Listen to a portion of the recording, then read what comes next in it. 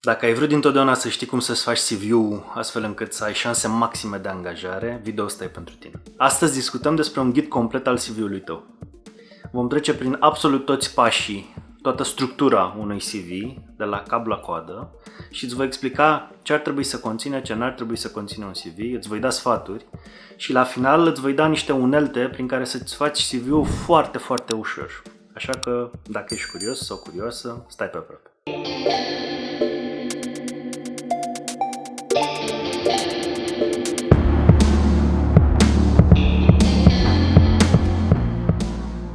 Astăzi facem împreună CV-ul care aduce interviul. În primul rând, hai să discutăm despre ce este un CV de fapt. Pe foarte scurt, CV-ul este trailerul de la filmul vieții tale profesionale.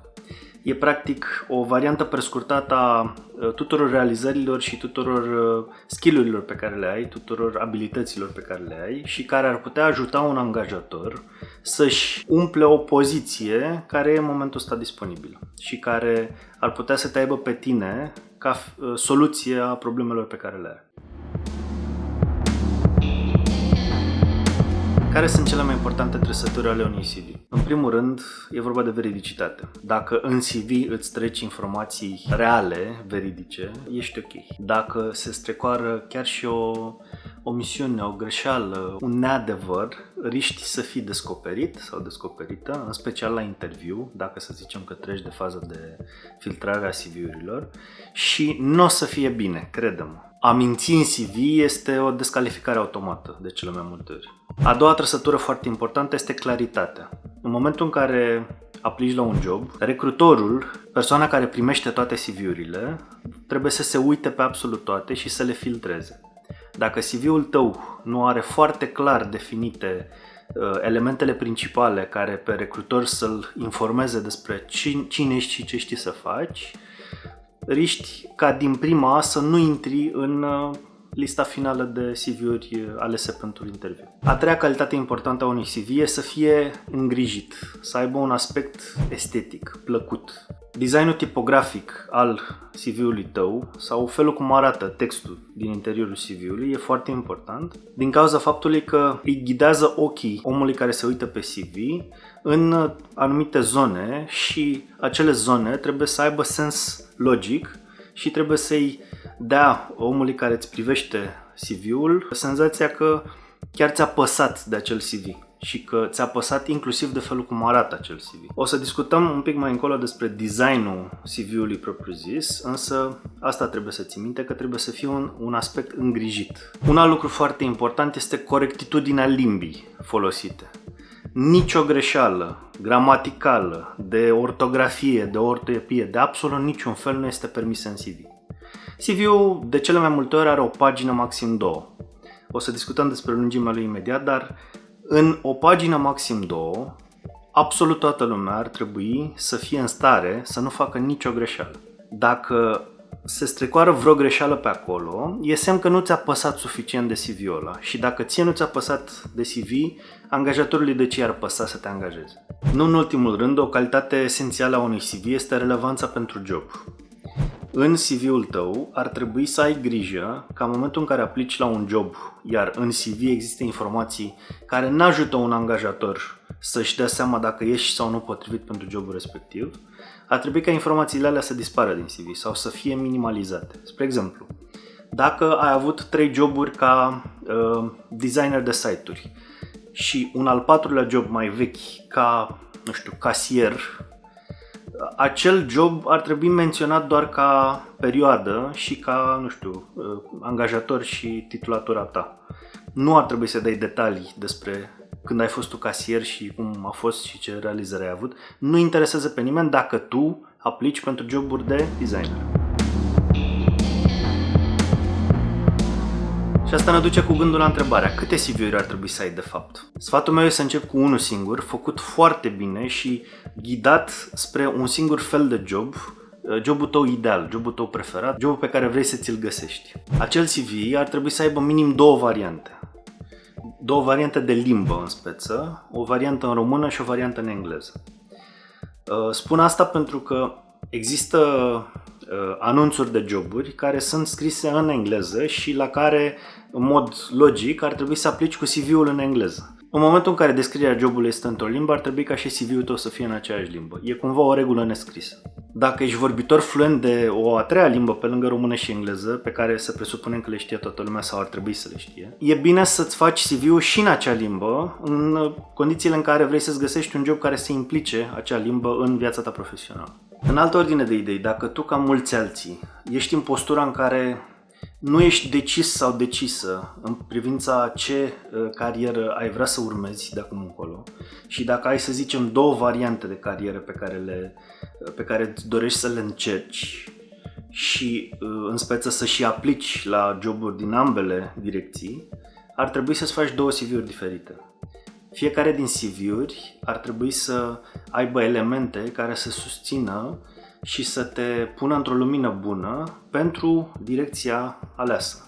Spre exemplu, dacă ești profesoară de engleză și vrei să fii în continuare profesoară de engleză, dar ți-ar plăcea foarte mult să încerci și un job de project management, presupunând și că ai făcut, să zicem, un curs de project management professional, de PMP, ar trebui să ai două CV-uri diferite. Unul care să îți pună în evidență experiența de până acum și abilitățile tale în domeniul educațional și ar trebui să te pună într-o postură bună să fii angajabilă sau angajabil ca și profesor de engleză, și un alt CV care să scoată în evidență faptul că ai făcut acel curs de PMP și că ești la început de drum în cariera asta, că ai avut niște joburi înainte, dar acum vrei să faci un shift și în CV-ul ar trebui să reiasă, din CV-ul ar trebui să reiasă faptul că asta vrei să fie cariera ta de acum încolo.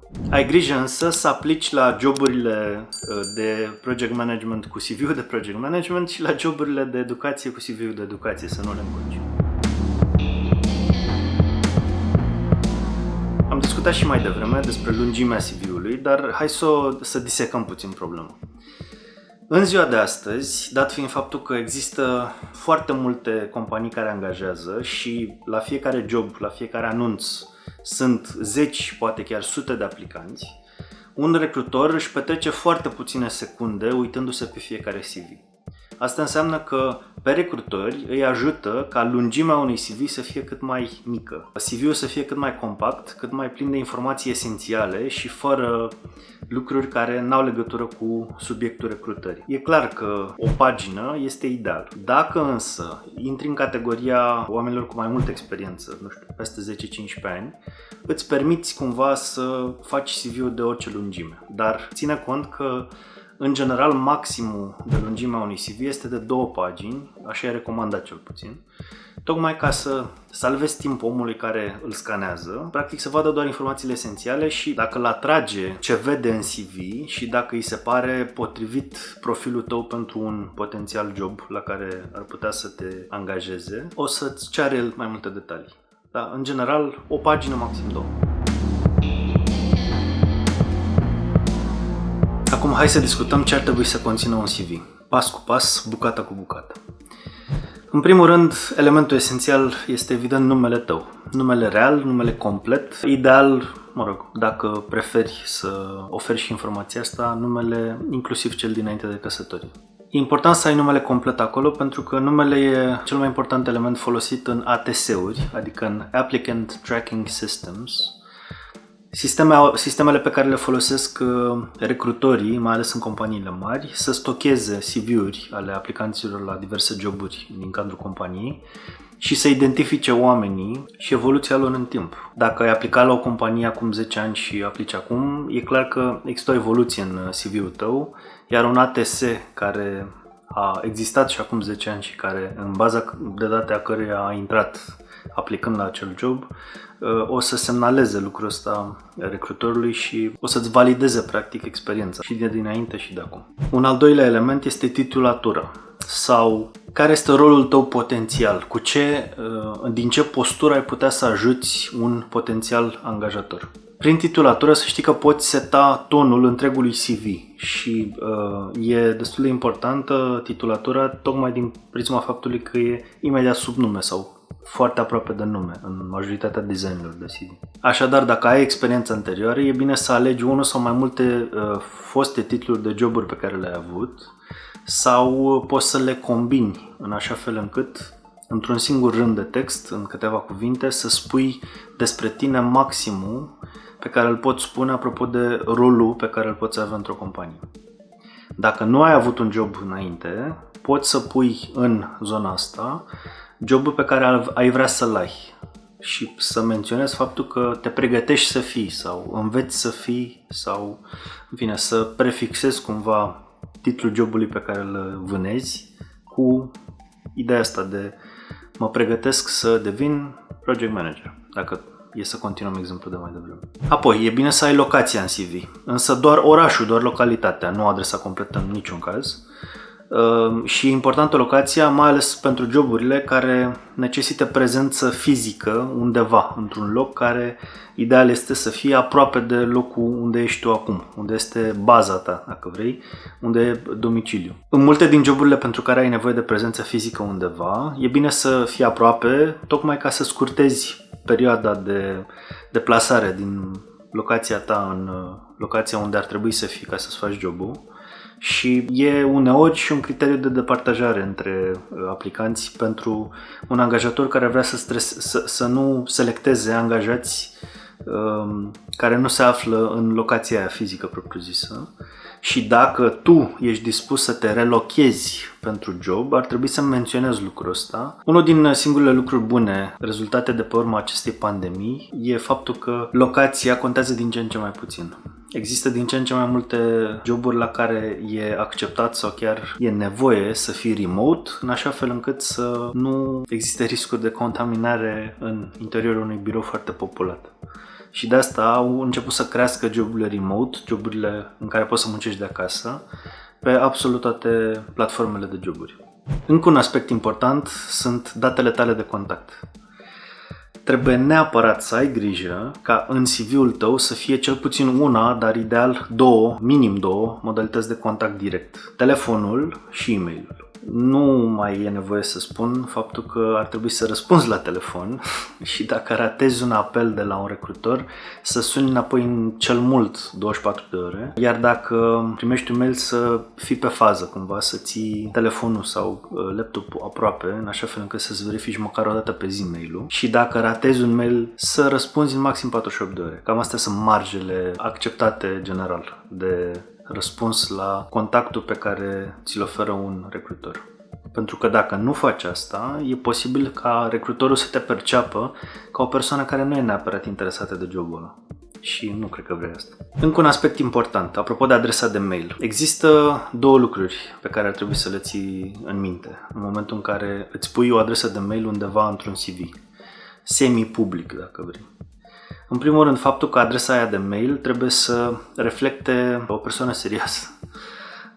cireșica75@yahoo.com nu este un mail care reflectă o persoană serioasă. Ar trebui să-ți folosești numele și prenumele sau, în fine, o combinație de caractere care să te caracterizeze pe tine și să nu fie o poreclă sau ceva de genul ăsta. Asta e recomandarea mea, cel puțin. În altă ordine de idei, al doilea aspect e faptul că ar trebui să te gândești și unde îți faci mail-ul. Yahoo este vestit în lumea de IT, cel puțin, datorită faptului că a suferit foarte, foarte multe probleme de securitate și mail-urile care au fost făcute la Yahoo au fost sparte de nenumărate ori. Nu este neapărat un simbol de încredere să ai un mail la Yahoo. Și sfatul meu, dacă ai un mail la Yahoo și dacă îl folosești ca mail principal, e să-ți faci un mail și la Gmail, în care să-ți folosești nume.prenume@gmail.com, să zicem, sau o combinație cu, o cifră sau ceva de genul, dacă e luat deja nume.prenume@gmail.com, folosind evident numele și prenumele tău, și să-ți forwardezi toate mail-urile de la Yahoo, pe care le primeai în mod uzual acolo, la Gmail. Și din momentul ăla încolo să-ți folosești Gmail ca fiind clientul tău principal de mail. Gmail e mult mai sigur, Google în general e mult mai sigur. Niciun client de mail gratis nu-ți garantează faptul că nu te spionează nimeni dacă vrei, dar eu am încredere mai mult în Google decât în Yahoo, mai ales că Yahoo, așa cum am zis, a avut multe probleme de securitate pe parcursul timpului. O altă variantă ok e Hotmail, care face parte din Microsoft acum și care e aproape la fel de ok ca mail-ul de la Google. Un alt element interesant și important într-un CV este dezideratul sau obiectivul profesional. Gândește-te la zona asta din CV ca la un paragraf de, 2, maxim 3 rânduri, în care îți prezinți visurile, gândurile despre industrie, te prezinți pe tine într-un paragraf cât de cât compact și scoți în evidență idealul pe care vrei să-l obții în carieră. La asta se folosește de cele mai multe ori zona asta. În zona asta, așa cum am zis și mai devreme, poți să pui, spre exemplu, și faptul că ești disponibil pentru relocare, dacă e cazul, dacă nu ai unde altundeva să treci lucrul ăsta în CV-ul tău. Însă, în general, în zona asta e bine să împachetezi într-o formă cât mai ușor de citit lucrurile care te definesc pe tine ca profesionist. Ce te definește? Ce planuri ai? Ce poți să oferi unui angajator? Aici e locul unde poți să exprimi lucrurile astea în cuvinte. Folosindu-se de dezideratul ăsta, unii potențiali angajați, unii aplicanți, scriu un mesaj direct unei companii și practic personalizează întreg CV-ul pentru acea companie. Lucrul ăsta, să știi că funcționează. Din experiența proprie îți spun că oamenii care au avut un mesaj special descris pentru o anumită companie, pentru un anumit angajator și au folosit acel CV în momentul în care au aplicat la joburile acelei companii, au avut mult mai multă, hai să zicem, deschidere din partea oamenilor din interiorul companiei în momentul în care un recrutor sau chiar hiring managerul s-a uitat peste CV și a văzut interesul pe care acel candidat și l-a dat în momentul în care a aplicat la acel job. Chestia asta e rară. Chestia asta se întâmplă mult mai rar decât crezi și asta practic ajută să te diferențiezi de alți oameni în momentul în care aplici la un job. Și evident, diferențierea, cel puțin în contextul ăsta, este o idee foarte bună.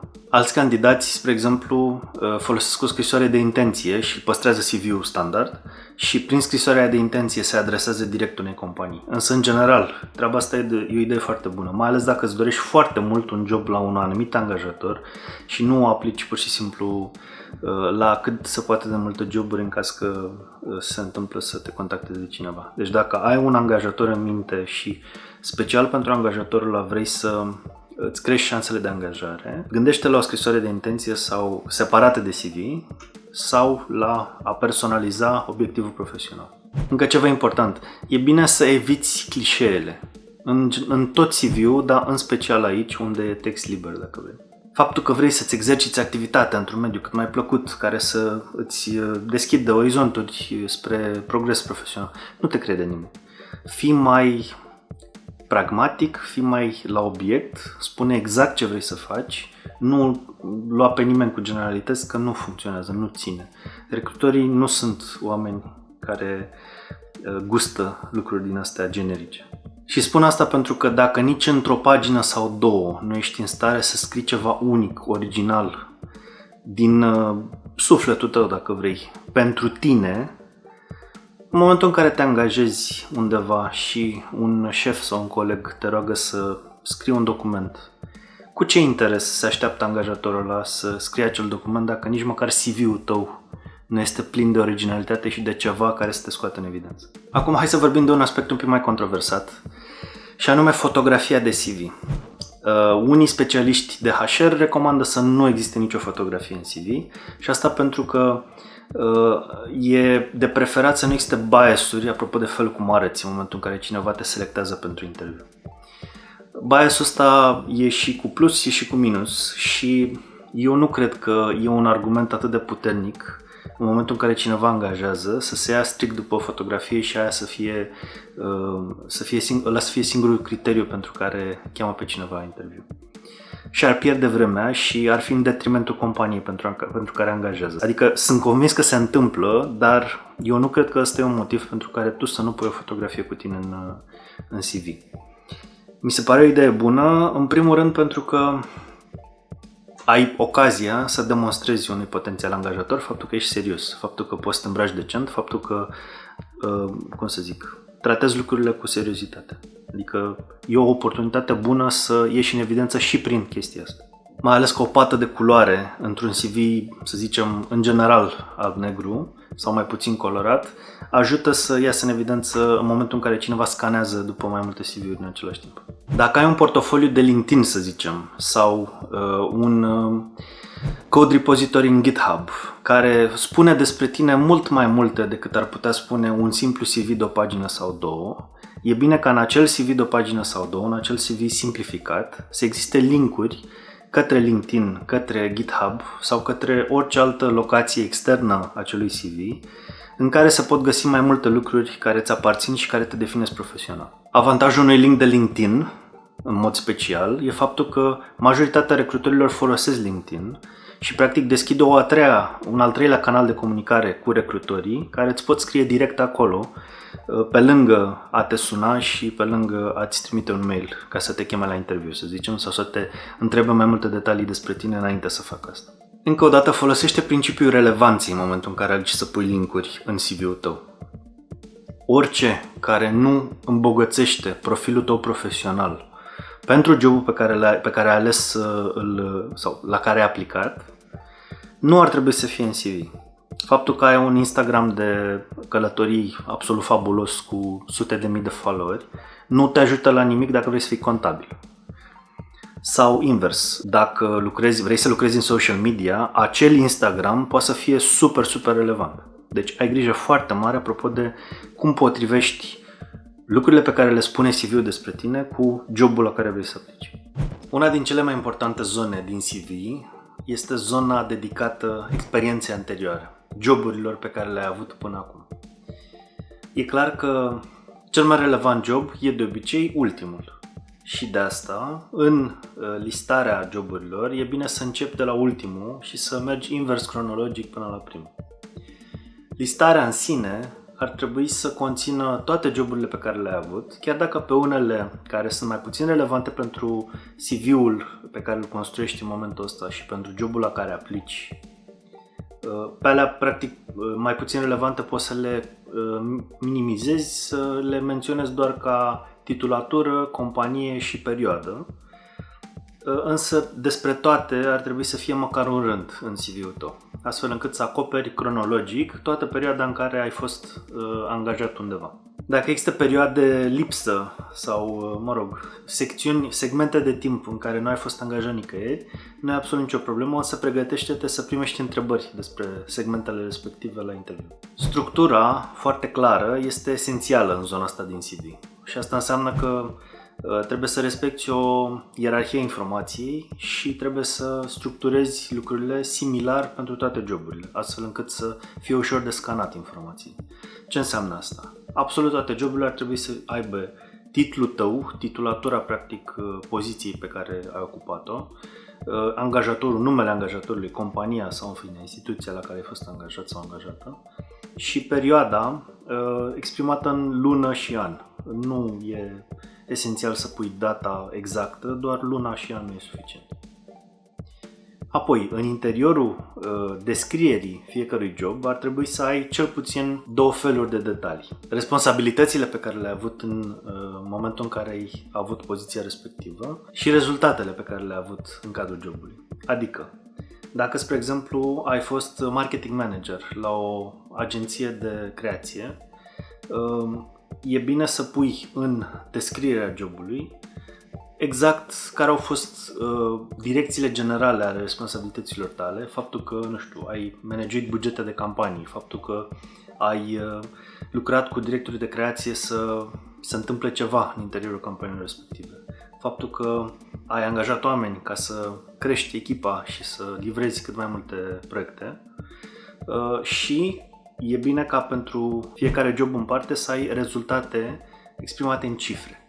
Cifrele sunt foarte importante pentru că cifrele sunt practic un factor de cuantificare al efortului tău și dau o notă de credibilitate CV-ului. Cifrele uneori ar putea să fie secrete sau ar putea să fie încuiate în spatele unui NDA pe care tu l-ai semnat și care nu te lasă să divulgi informații din interiorul companiei. Dar cu siguranță exprimat în procente relative, să zicem, sau exprimat în cifre care nu sunt atât de exacte, ar trebui să poți aproxima impactul pe care tu l-ai avut în interiorul acelei companii. Ce beneficiu ai adus tu acelei companii? Cu cât crești în experiență, cu atât ți-e poate mai ușor să produci informațiile astea sau să le ai undeva în minte sau să fii avut acces la ele, pentru că cu cât ești mai sus în ierarhie, cu atât cumva partea de business îți e mai naturală și te interesează mai mult rezultatele propriu-zise. Însă încearcă și de la începutul carierei să ai în minte faptul că tu pentru compania la care lucrezi trebuie să livrezi ceva, trebuie să faci ceva care să-i ajute. Și chestia asta de cele mai multe ori poate fi cuantificată cumva, în procente, într-un soi de cifre care să demonstreze unui alt angajator faptul că tu ai avut un efect clar asupra companiei la care ai lucrat. Dacă, spre exemplu, lucrezi în HR și ești recruiter, poți să spui cu aproximație numărul de persoane pe care tu le-ai recrutat în poziția în care ai fost. Dacă lucrezi în vânzări, poți să spui cu ce procent au crescut vânzările cât timp tu ai lucrat în departamentul respectiv de vânzări și așa mai departe. Adică încearcă să-ți cuantifici rezultatele muncii cât mai concis într-o cifră sau două care să spună despre tine că te pricepi la acel job. Despre asta e vorba, despre încrederea pe care tu o emani în momentul în care vorbești despre cifrele astea. Există niște situații speciale prin care tu s-ar putea să fii trecut înainte și în momentul în care îți construiești CV-ul s-ar putea să te lovești de el. Dacă ai avut o perioadă în care ai fost freelancer, în care practic ai lucrat pentru tine sau ai lucrat pentru clienți de-ai tăi, independent de jobul pe care l-ai avut, dacă ai avut unul în același timp, ar trebui ca jobul de freelancer să fie de sine stătător trecut în CV-ul tău și ca descrierea jobului sau ca, responsabilități, ai putea să listezi clienții principali pe care i-ai avut în momentul în care ai fost freelancer și, dacă poți, și rezultatele pe care le-a adus fiecare client în parte. Ar fi ideal. O să discutăm mai multe despre asta în zona de portofoliu, însă e bine ca pentru fiecare client, cel puțin pentru cei relevanți, să ai un link în care să se vadă efectiv proiectul pe care l-ai făcut, poate chiar și, sau în fine, dacă nu ai acces cu un link la proiectul respectiv, măcar un studiu de caz, măcar un articol scris de tine pe blogul tău personal, care să descrie practic cu ce ai ajutat pe clienții respectivi. Asta ajută un potențial angajator să înțeleagă cum gândești și cum abordezi problemele cu care te confrunți, astfel încât să rezolvi problemele astea pentru un angajator. Dacă ai avut mai multe joburi diferite în cadrul aceleiași companii, e bine să încerci să listezi fie cel mai relevant job pe care l-ai avut, ca și titulatura poziției în compania respectivă, sau poate chiar ultimul job pe care l-ai avut, însă în descrierea respectivului job să spui și că ai început pe poziția X și ai terminat pe poziția Y, astfel încât să se vadă evoluția ta în interiorul companiei. Nu în ultimul rând, ar trebui să știi faptul că un recrutor o să se uite și la frecvența cu care ți-ai schimbat joburile. Lucrul ăsta de multe ori s-ar putea să fie un semn benign de nepotrivire. Faptul că n-ai stat mai mult de câteva luni la fiecare job pe care l-ai avut până acum sau ai avut o perioadă în care ai schimbat joburile foarte des. S-ar putea să nu fie nicio problemă, s-ar putea pur și simplu să fie o nepotrivire, o neconcordanță de priorități între tine și angajatorii tăi. Pe de altă parte, dacă toată cariera ta a fost marcată de joburi în care ai stat mai puțin de un an, s-ar putea să trezească interesul angajatorilor potențiali și s-ar putea să te întrebe lucrul ăsta la interviu, pentru că nimeni nu trece printr-un proces de angajare pentru o poziție ca să angajeze pe termen de 2 luni, 3 luni pe cineva. Tot timpul, un angajator când angajează pe o poziție full-time, pe perioadă nedeterminată, se așteaptă ca un om să rămână în interiorul companiei măcar 2 ani de zile, pentru că 2 ani de zile este minimul pe care ar trebui să-l petreacă un angajat într-o poziție ca să-și atingă maximul de potențial, maximul de livrabile pe care le poate genera în timpul programului. Până atinge ăștia 2 ani, în momentul în care pleacă, treaba asta se consideră un eșec pentru angajator. În ideea că el nu se așteaptă să treacă prin procesul de angajare, care e destul de laborios și destul de complex și cred că o să fac un video special pentru a-l descrie, fără să nu-și asume faptul că omul ăla va sta în companie cât se poate de mult, poate și mai mult de 2 ani, 3, 4, 5, 6. Nimeni nu angajează pe termen scurt, decât dacă scrie foarte explicit în titulatura jobului, în descrierea jobului, faptul că e un job pe perioadă determinată. Să ai deci în minte treaba asta în momentul în care în CV-ul tău sunt multe perioade în care n-ai stat foarte mult la un anumit job sau altul. Asta uneori poate fi interpretat de angajatori ca fiind neseriozitate. Faptul că nu ți-a convenit într-un loc și ai preferat să pleci decât să stai și să, nu neapărat să înduri, dar să faci tot posibilul să te integrezi și să rezolvi problemele pe care angajatorul le are și pentru care te-ai angajat.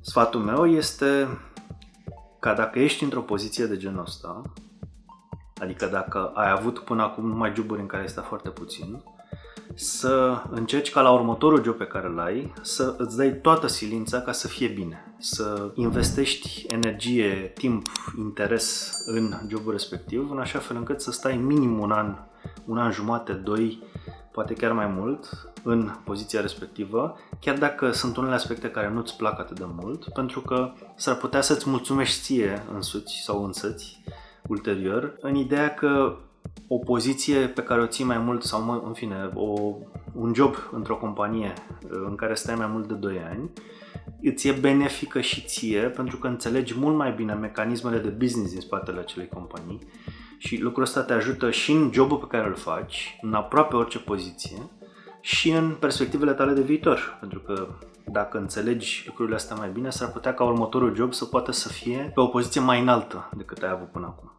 Și ar trebui să te intereseze lucrul ăsta. Sau poate că vrei să devii antreprenor și dacă știi business-ul unei companii, poți să generalizezi sau să extrapolezi din business-ul ăla un alt model de business care să se potrivească mai bine pe ideile pe care le ai tu. Deci, do the work. Ce faci însă dacă nu ai niciun fel de experiență relevantă pentru jobul la care vrei să aplici, pentru jobul pe care ți-l dorești cu tot din adinsul? Sunt mulți oameni în postura ta, sunt studenți care n-au apucat niciodată să lucreze pentru cineva, să aibă ceva practic pe care să-l treacă în CV. Sunt oameni de o anumită vârstă care vor o schimbare de carieră și vor ca acea schimbare de carieră să se petreacă fără nicio experiență anterioară într-un alt domeniu care li se pare mai aproape de sufletul lor. Și lucrul ăsta nu e un capăt de lume. Trebuie să ai încredere în tine și în faptul că un angajator își dorește pe cineva la început de drum pentru că poate să-l modeleze absolut cum vrea și poate să-i imprime orice fel de cunoștințe are nevoie ca să-și facă perfect jobul pentru care s-a angajat persoana respectivă. Deci, există multe companii care angajează fără experiență. Te invit să intri chiar acum pe eJobs sau pe LinkedIn și să filtrezi joburile disponibile după nivelul de experiență și o să vezi că există joburi multe în România în momentul ăsta în care fac video acum. Sunt peste 9000 de joburi care nu necesită experiență pe ejobs.ro. Ar trebui să vezi dacă și jobul pe care tu îl dorești se încadrează în categoria asta și dacă nu, să-l pândești și dacă nu ai răbdare, să încerci să intri în legătură cu compania unde se găsește jobul ăsta ideal la care tu visezi, să încerci să te poziționezi pentru echipa de HR de acolo ca un potențial candidat viitor în caz că se deschide vreo poziție de entry level pe ce vrei tu. Dar asta vom discuta într-un alt video despre procesul de recrutare din perspectiva ta. Așadar, să revenim la ce trebuie să faci.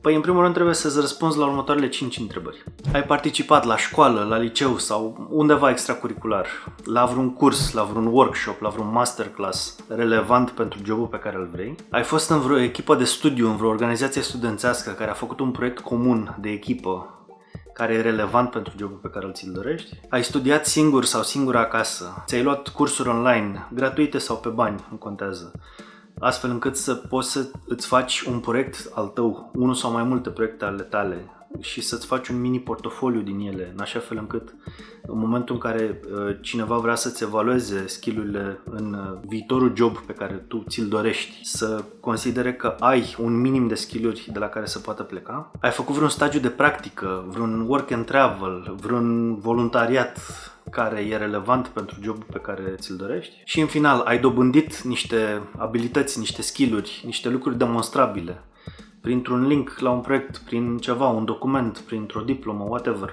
în așa fel încât tu să nu pleci chiar de la zero în momentul în care cineva îți evaluează potrivirea cu un job. Dacă poți răspunde da la cel puțin una, două întrebări de mai sus, e clar că ai șanse să te angajezi în domeniul ăsta, dar așteptările tale trebuie să fie cât se poate de potrivite cu realitatea. Joburile entry-level au evident cele mai mici salarii din orice industrie și tu trebuie să fii dispus sau dispusă să faci eforturi substanțiale în așa fel încât să înveți meserie și din materialele pe care oamenii din jurul tău ți le vor da în momentul în care te angajezi, dar și de la ceilalți oameni și felul cum muncesc ei și cum își lasă ei amprenta asupra companiei la care lucrează. Deci trebuie să furi meserie și trebuie să muncești și în felul ăla te vei integra mai ușor într-o poziție entry-level. Dar până să ajungem acolo, hai să vedem ce mai putem pune în CV ca să-ți crești șansele să te cheme cineva la un interviu. Toate proiectele ar trebui să fie trecute în portofoliu, în zona de portofoliu. Toate abilitățile ar trebui să fie în lista de abilități. Toate cursurile ar trebui să fie în zona de educație. Stagiile de practică sau internship-urile se pot lista ca niște joburi uzuale în lista de experiență. În cel mai rău caz, dacă nu ai altceva cu care să te lauzi, între ghilimele, ai putea să pui inclusiv hobby-urile tale dacă sunt tangente cumva la jobul pe care îl vrei. Asigură-te doar că respecti criteriul esențial pentru zona asta și anume relevanța. Pe de altă parte, dacă nu ești la început de drum și ai avut o carieră într-un domeniu pe care vrei să-l schimbi, vrei să faci o reorientare profesională, așa cum am zis și mai devreme, trebuie să păstrezi joburile anterioare ca niște mențiuni cu numele jobului angajator și intervalul de timp în care ai avut joburile vechi, însă trebuie să faci niște mișcări similare cu persoanele care n-au deloc experiență în muncă și să-ți pui în evidență tot ce ai făcut sau tot ce faci acum ca să îți schimbi profesia, să-ți schimbi complet domeniul de activitate. Trebuie să-ți listezi joburile care au avut în trecut poate legătură cu domeniul ăsta cu mai mult detaliu. Trebuie să listezi cursurile sau proiectele pe care le-ai făcut în aceeași sferă în același domeniu de activitate practic ca și jobul pe care îl vrei și să le scoți în evidență în CV-ul tău în momentul în care aplici la un domeniu care nu are nicio legătură cu experiența ta de până acum. Cu toate astea te sfătuiesc să nu cazi în următoarea plasă. Dacă ai avut un job de developer, să zicem, de Java developer și îți dorești să fii project manager, faptul că ai fost Java developer e o experiență relevantă, chiar dacă nu este în aceeași nișă cu project management-ul, măcar îți dă un background tehnic relevant pentru momentul în care vei deveni project manager, pentru că știi măcar aspectele tehnice din spatele unui proiect în IT. Și deci ar trebui ca jobul de Java developer să fie trecut cu toate detaliile necesare, dar cu nuanțe care să ducă în direcția project management. Ideea e să nu omiți de tot acel job. E clar că nu pornești de la zero și asta trebuie să se vadă în CV-ul tău. Hai să vorbim de proiecte. Lista de proiecte din CV-ul tău ar trebui să reflecte practic toată activitatea ta relevantă pentru jobul pe care îl vânezi din perspectiva lucrurilor demonstrabile, adică din perspectiva proiectelor pe care le-ai făcut singur sau singură sau în care ai fost implicat împreună cu echipa și care au relevanță pentru jobul sau pentru domeniul în care vrei să lucrezi. Există multe tipuri de joburi unde zona asta de portofoliu e poate cea mai importantă zonă din tot CV-ul.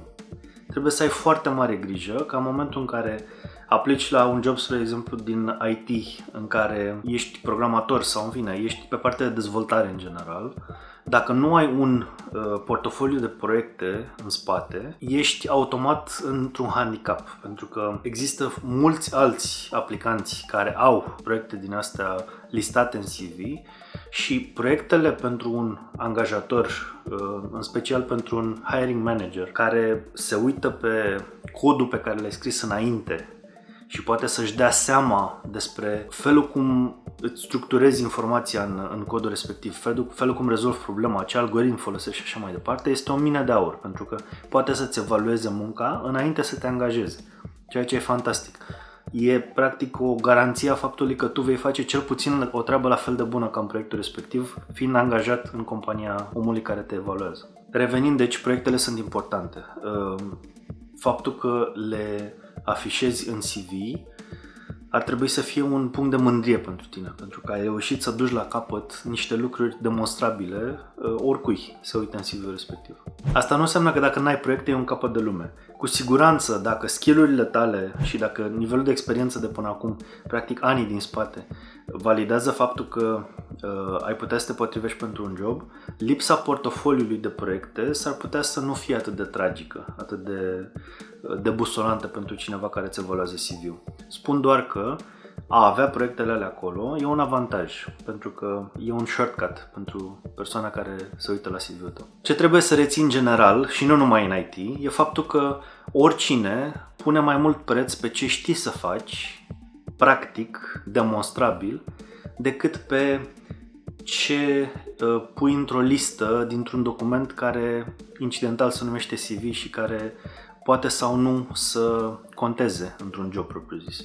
În momentul în care intri într-o echipă, skill-urile tale, abilitățile tale sunt lucrurile cu care te înarmezi ca să câștigi bătălia jobului pe care îl ai. Orice efort pe care îl faci la birou ar trebui să ducă angajatorul tău mai aproape de scopul pe care și l-a setat pe anul ăla sau în general în cursul activității lui. Și deci tu trebuie să te gândești că ești un om care susține o companie să-și rezolve țelul și motivul de a exista. Din experiența mea de până acum, oamenii care au în câmpul muncii mai mult de 5 sau 10 ani, să zicem, știu instinctiv să își creeze un portofoliu sau chiar un CV în general, care să le scoată în evidență calitățile și nu numai să pună adică le dă intuiția ca nu doar să pună niște proiecte în CV, astfel încât omul care vede CV-ul să-și facă o idee despre ce abilități are persoana respectivă în mod practic, ci să pună în CV niște proiecte care le plac sau pe care vor să le reproducă sau care sunt practic previziuni asupra lucrurilor pe care le-ar putea face în viitor. Practic își ghidează singuri cariera într-o direcție care le e pe sufletul lor și skill-ul ăsta e destul de interesant de avut, chiar și pentru oameni cu mai puțină experiență. În momentul în care ești implicat într-un proiect, nu trebuie neapărat ca proiectul respectiv să apară în CV-ul tău, chiar dacă e relevant pentru jobul pe care îl vrei. Dacă ți-a plăcut, pune-l. Dacă nu ți-a plăcut, dacă nu e ceva care te-a stimulat sau dacă nu e un lucru pe care tu ai putea să-l faci în mod repetat de acum încolo la viitorul tău job, prefer să nu-l văd în CV-ul tău în momentul în care mă uit pe el, pentru că s-ar putea să riști să te pun să faci exact același lucru. Și dacă nu ți-a plăcut proiectul respectiv, nu merită să existe în CV. Chiar și aici, în zona de proiecte, ar trebui să existe niște cifre care să demonstreze care a fost rezultatul final pentru compania sau pentru colaboratorul pe care l-ai ajutat cu proiectul respectiv, să își rezolvă problema, să atingă un țel, un target și așa mai departe. Fiecare proiect, deci, are un KPI principal. Un KPI înseamnă un Key Performance Metric, Key Performance Indicator, de fapt. Și e absolut ideal să poți să-l treci și pe ăla în CV ca să întărești senzația că proiectele pe care le-ai făcut chiar au avut un efect pozitiv. Am tot menționat de abilități. Zona de abilități din CV este una destul de importantă. Acționează ca o zonă de cuvinte cheie, dacă vrei. Cuvinte cheie care îți descriu aptitudinile în mod practic. Și de asta e bine ca în zona de aptitudini, în zona de skill-uri, de abilități, să eviți lucrurile generice. Pe nimeni nu interesează că ești team player sau că îți plac provocările sau că îți place să depășești așteptările sau că ești creativ sau orientat spre rezultate. Lucrurile astea sunt destul de clișeice așa. N-ar trebui să existe într-un CV bine făcut. Pentru că se presupune că absolut oricine ar trebui să le aibă sau măcar să vrea să le aibă. Nu e un diferențiator faptul că îți place să muncești în echipă. Din contră, e un diferențiator negativ dacă nu îți place să muncești în echipă, e cu totul altceva. Aici ar trebui să listezi lucrurile care te scot în evidență pe tine prin abilități demonstrabile, așa cum am mai zis, într-un domeniu, într-o nișă, în ceva practic și foarte targetat. Spre exemplu, dacă te descurci excelent într-un program anume, Photoshop să zicem, poți să treci Photoshop ca skill. E perfect ok. Dacă ai participat la multe negocieri, să zicem, poți să treci negociator ca skill, pentru că ai deja experiența și repetiția lucrurilor ăstuia pe care l-ai tot făcut până acum și poți să demonstrezi în momentul în care te duci la un interviu de angajare, negociind salariul, să zicem. Dacă îți place să scrii și ai, intuiție și empatie în zona asta, ai putea să treci ca și skill creative writing. Nu faptul că ești creativă sau creativ, ci faptul că știi să scrii creativ. E o diferență destul de mare. Dacă tot din empatie poți și din, experiență anterioară și cărți citite eventual, poți să citești oamenii din două priviri și să-ți dai seama de personalitatea lor și de trăsăturile de caracter, ar trebui să poți să treci în CV destul de ușor și skill-ul de evaluarea limbajului corporal sau body language. Și așa mai departe. Joburile presupun multe lucruri, multe skill-uri în același timp. Poți să listezi, 5, 10, 15, câte crezi tu că poți susține în mod practic în momentul în care te testează cineva la un interviu. Asta e criteriul esențial. Cred că cu cât ai mai multe skill-uri, cu atât e mai greu să le descrii, dar e bine ca măcar pe alea pe care le stăpânești foarte bine să le ai undeva într-o listă și pe alea pe care le stăpânești mai bine decât altele să le marchezi cumva. Unii folosesc steluțe, unii folosesc progress bar-uri de la 0 la 100%. Nu e neapărat cea mai bună practică pentru că uneori induce în erare faptul că ai un skill la 70% și unul la 20%, fiindcă nu știe angajatorul ce înseamnă asta, dar dacă se uită la skill-urile alea ca fiind evaluarea ta personală asupra cât de bine le stăpânești în raport unul cu altul, adică dacă un skill e la 100% și unul e la 50%, teoretic pentru un recrutor care se uite pe CV-ul tău ar trebui să însemne că primul skill de 100% îl știi de 2 ori mai bine decât cel de 50%, să zicem. E un fel de a evalua lucrurile astea. Ideea este că trebuie să le scoți în evidență cumva. Un recrutor ar trebui să găsească zona de skill-uri foarte ușor în CV-ul tău. Indiferent unde o pui ca și poziție propriu-zisă, trebuie să aibă ceva care să atragă ochii acolo. Bun, am ajuns la zona de educație și de cursuri. Mie îmi place să le pun la un loc pe astea două. Altora le place să separe educația formală în școli, facultăți, masterate, doctorate și așa mai departe, de cursurile extracurriculare, dar mie mi se pare că se potrivesc în același loc și mai ales dacă vrei să faci un CV de o singură pagină, ar trebui să ai grijă la spațiul pe care îl folosești și dacă grupezi lucrurile astea două, are și sens la nivel semantic, adică ambele sunt din aceeași clasă de înțeles pentru un recrutor care se uită la CV-ul tău și poți eventual să listezi ultima școală finalizată, liceu, facultate, master, doctorat și așa mai departe și ultimul curs făcut. Ambele în schimb, sau în fine, măcar cursul, ai grijă să fie relevant pentru jobul pe care vrei să-l ai. Facultatea poate să difere și din nefericire în România asta e o realitate destul de cruntă. Nu mai știu exact cifrele, dar peste 60-70% din oameni lucrează în domenii care n-au nicio legătură cu facultatea pe care au terminat-o. Se întâmplă și e ok. Nu o să te judece nimeni că ai terminat construcții și lucrezi în IT. Nu asta e problema. E bine să treci ultima școală terminată așa, orientativ. Nu cred că o să conteze pentru absolut nimeni, cu excepția joburilor vocaționale în care încă au sens facultățile. Sau în fine, nu știu dacă au sens propriu-zis, dar fără ele nu poți să practici meseria respectivă, arhitectură, medicină și așa mai departe. Formatul pe care îl recomand pentru prezentarea educației este calificare, să zicem doctor în științe politice, instituția, facultatea de agronomie, n-au sens, nu au legătură între ele, am dat doar un exemplu, și anul absolvirii, să zicem 2014. Mai mult de atât, are sens să prezinți doar dacă e foarte relevant pentru jobul pe care îl targetezi. Altfel, e suficient să menționezi doar lucrurile astea. Ideal este doar pentru ultima școală terminată și ultimul curs relevant făcut, dar dacă ai loc în CV, poți să treci tot istoricul educației tale. Nu e absolut nicio problemă. Hai să vorbim despre limbi străine. Mulți dintre voi, din nefericire, fac greșeala ca în momentul în care menționează limbile străine cunoscute, să menționeze limbi străine pe care, nu știu, le-au auzit la un moment dat și li se pare că le înțeleg și așa mai departe.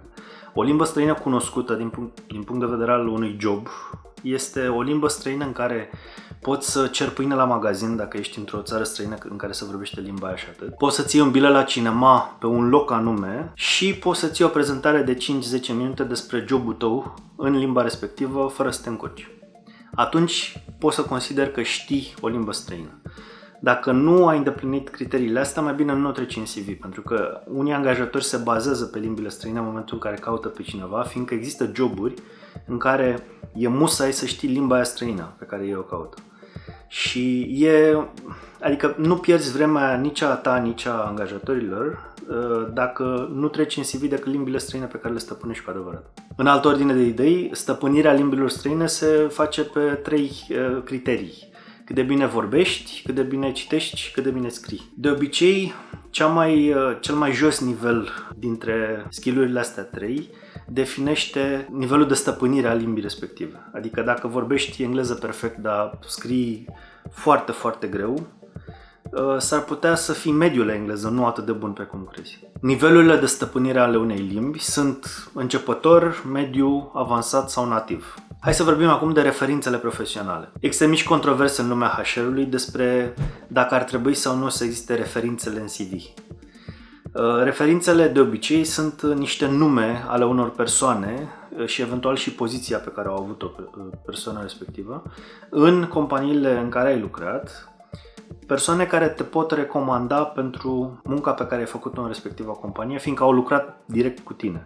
Te-au managuit direct sau ai fost coleg cu persoana respectivă sau coleg în aceeași echipă sau, mă rog, ai avut o altă relație de muncă. Unii sugerează să nu treci referințele în CV, dar mie mi se pare un punct foarte puternic al CV-ului, faptul că există acele referințe acolo, pentru că dacă un angajator vrea să verifice referințele alea, poate doar să intre pe LinkedIn, să dea un mesaj persoanei respective și să valideze faptul că tu chiar ai făcut munca pe care ai zis-o și chiar ești un om de încredere din perspectiva asta. Deci îți dă credibilitate în ochii unui potențial angajator. E clar, n-ar trebui să treci date personale ale persoanelor respective în CV-ul tău. Nu știu, numere de telefon, adrese de mail, lucrurile astea nu sunt ok.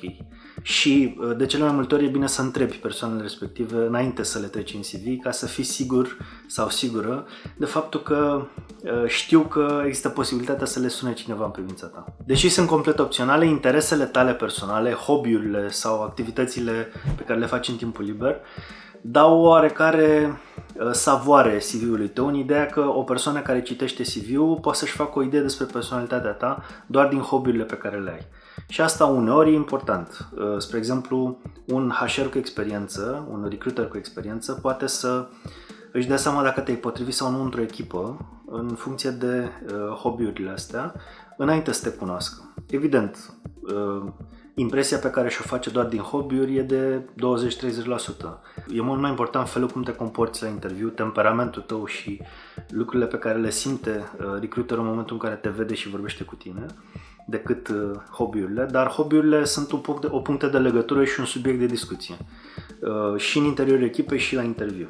Ne apropiem de final. Mai avem de discutat despre conferințe, congrese și alte evenimente de genul ăsta. Dacă ai avut plăcerea să participi sau chiar să fii speaker, să vorbești la evenimente de genul ăsta, e bine să treci lucrurile astea în CV pentru că s-ar putea să facă diferența între tine și alți candidați. Și în final, în structura asta globală a CV-ului, ar trebui să treci informații și despre permisul de conducere, dar de obicei doar dacă e relevant pentru jobul pe care vrei să-l obții. Spre exemplu, dacă vrei să fii șofer, e clar că trebuie să treci și ce permis de conducere ai, în ideea că trebuie să treci categoriile de autovehicule pe care poți să le conduci. Și evident asta se aplică și dacă ai nevoie de o mașină de serviciu ca să-ți faci treaba, nu doar dacă ești șofer de persoane sau de marfă. Acum că am discutat de structura CV-ului, hai să vorbim puțin și de design. Felul cum arată un CV e o alegere foarte, foarte personală. Ar trebui să reflecte, practic, personalitatea omului pe care îl reprezintă. Asta înseamnă că tu ai libertate creativă aproape totală să-ți faci CV-ul cum vrei. Însă, există niște reguli de bază pe care ar trebui să le iei în considerare. Majoritatea CV-urilor sunt alb-negru sau folosesc unul, maxim două nuanțe de culoare. Și asta pentru că un CV ar trebui să fie ușor de scanat, cu cât e mai complex vizual, și asta și din perspectiva mărimilor de fond și din perspectiva tipurilor de literă folosite și din perspectiva culorilor. Faptul că folosești multe elemente din astea vizuale încarcă CV-ul și îl fac mai greu de scanat. Ar trebui să te gândești la un om care are sute de astfel de CV-uri de văzut într-o zi și din 3 priviri în 10 secunde ar trebui să-și dea seama exact tot ce ar trebui să știe despre tine, ca să știe dacă te păstrează în lista de candidați cu potențial sau te elimină din lista respectivă. Faptul că îți faci CV-ul original, diferit de restul, e un punct în plus de obicei, pentru că îl scoate în evidență și îl face memorabil pentru persoana care îl vede. Asta nu înseamnă că nu poți să folosești un template, adică un model, un șablon deja făcut de altcineva, pe care să îl schimbi în detalii minuscule, în așa fel încât să-l faci al tău, să fie 100% personal și să-l folosești așa cum a fost gândit inițial. Nu e absolut nicio problemă, doar că trebuie să ții cont de faptul că în industrii creative, cu cât ai CV-ul mai creativ, cu atât ai șanse mai mari de angajare. Și asta pentru că meta-discuția, meta-evaluarea acelui CV ia în calcul și faptul că dacă tu te-ai descurcat să faci un CV foarte creativ, se presupune că poți folosi creativitatea aia și în momentul în care te prezinți la job și ai delivrat un proiect care necesită creativitate. Am scris destul de multe detalii pe tema asta într-un articol pe blogul meu personal, pe viorelmocanu.ro, și am pus link-ul chiar aici jos în descrierea videoului. Te invit să citești mai multe despre subiectul ăsta al designului CV-ului tău, ca să înțelegi contextul în care ar trebui să privești acest design și ce libertate de creație ai în momentul în care te gândești să faci ceva tu singur sau singur. Însă, voi menționa 3 cărări pe care poți să o iei în momentul în care vrei să-ți faci CV-ul. Dacă vrei ceva standard, n-ai neapărat pretenții creative fantastice, dar vrei ceva care să fie universal recunoscut, să zicem, îți recomand să folosești platformele de joburi uzuale, să-ți completezi profilul pe platformele alea și să-ți exporți un fișier PDF din platformele alea pe care să-l poți folosi oriunde altundeva. Și aici mă refer la LinkedIn, mă refer la eJobs și mă refer la BestJobs. Pe oricare din astea 3, preferabil pe toate, ar trebui să-ți faci cont, să-ți completezi CV-ul, preferabil și în română și în engleză dacă poți. Pe LinkedIn e disponibilă doar limba engleză, dar în rest e bine să-ți faci CV-ul și în română și în engleză, pe toate cele 3 platforme, pentru că în felul ăsta ai acces la PDF-urile de care ai nevoie la o atingere de buton de download, fără probleme. Însă, pe lângă ruta asta standard, poți să folosești și unelte dedicate creierii de CV-uri sau unelte dedicate creierii de artefacte vizuale în general. Și o să-ți sugerez unul din cele mai utile softuri pe care poți să le accesezi gratuit, în care poți să faci nu numai CV-uri, ci și bannere, prezentări, orice grafică de care ai nevoie, pentru că are foarte multe modele, foarte multe matrițe de la care poți să pleci și poți să îți customizezi conținutul absolut cum vrei. Un alt asta se numește Canva. Și în Canva ai nenumărate modele pe care le poți folosi ca să-ți faci designul CV-ului unic și complet personalizat așa cum vrei tu și poți să exporți în format PDF acel CV fără absolut nicio problemă. Dacă preferi să ignori toate softurile de care ți-am zis până acum și să-ți faci CV-ul în Microsoft Word sau în Google Docs, Există deja niște matrițe, niște modele prestabilite pentru ambele feluri de softuri și am făcut și eu un model de CV pe care poți să-l vezi în linkul de mai jos. Modelul de CV făcut de mine este unul de o singură pagină, un pic colorat ca să iasă puțin în evidență și suficient de simplu încât să fie ușor de editat de oricine, în așa fel încât să poți și tu să-l folosești absolut cum vrei pe modelul de experiență și de abilități pe care le ai tu.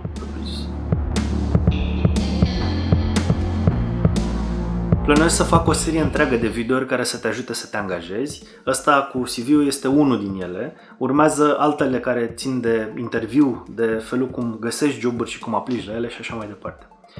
Stai pe aproape și dacă nu te-ai abonat deja la canal, apasă butonul de subscribe, ăsta roșu de mai jos, și după aia și dă click și pe clopoțel ca să primești notificările în momentul în care iese un nou video pe canalul ăsta. Sper că ți-a plăcut videoul meu, dă-mi și un like dacă e cazul. Dacă vrei să explorezi mult mai în detaliu subiectul creării unui CV și întreaga structură de care ai nevoie ca să-l faci cum trebuie, mai mult decât am explorat-o deja în video ăsta, așa cum am mai zis, am scris un articol dedicat 100% scrierii CV-urilor pe care îl găsești mai jos. Mulțumesc pentru atenție, stai pe aproape și succes în carieră!